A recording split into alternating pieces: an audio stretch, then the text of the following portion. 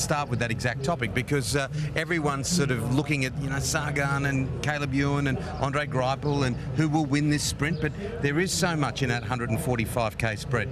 Well, there is. There's a lot to play for. We've seen them fight out the King of the Mountain sprint, but the intermediate sprints, which we also just saw, these bonus time seconds can be so crucial when it comes down to the final day of the race. We've seen riders separated on the same time on a countback, so that's why they sprint so hard, trying to get the 3, 2 and 1 second time bonuses.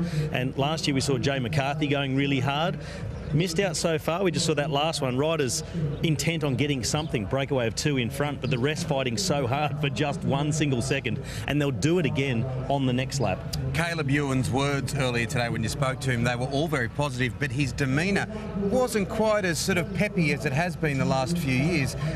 Did he get knocked around a little bit in the People's Choice Classic? You think not winning that? He said he didn't really get a bash to his confidence, but I think just a little touch-up, and I think it's going to make him pretty hungry for today. But if we look back at how he's won this stage, the 2 times we've been here, you look at the arrow, that is Caleb Ewan.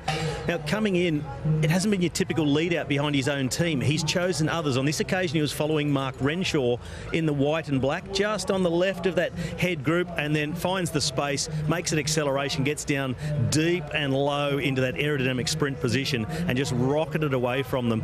But we've often seen him come off the back of his own team and really textbook sprints.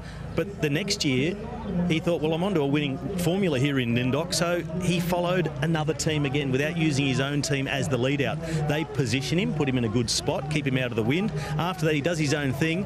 On this occasion, he had to squeeze through a bit of a smaller gap, but still got through.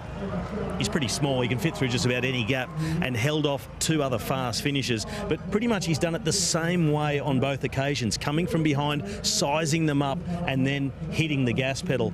But I think today, and he said it himself, my team's stronger this year for the sprint. So I think we're going to see Mitchelton Scott play a more active role in the actual last sprint, that final few 100 metres, and really try and launch him. But he's going to have to watch out for the gorilla. And of course, Sagan, who drew first blood the other night. And Andre Greipel, just having him there, just having his presence there. And they're completely contrasting human beings and athletes, aren't they? One's a bit older, one's a lot bigger, and one's done so much around the world. Well, Greipel, he's here not just to celebrate the 20th anniversary of the race. He's here to try and take his 17th stage win in Tour Down Under history, and he hates getting beaten. I watched him the other night when he took on Sagan and Ewan in the People's Choice Classic, and after the finish, we did see him congratulate Sagan, but before that, he gave his handlebars a good bash because he's not happy to get beaten. I've seen on his face he's hungry for a big win. Yeah, the looming gorilla in Lindok. They're not native to Lindok, but he is here today. Robbie McEwen, great to talk tactics.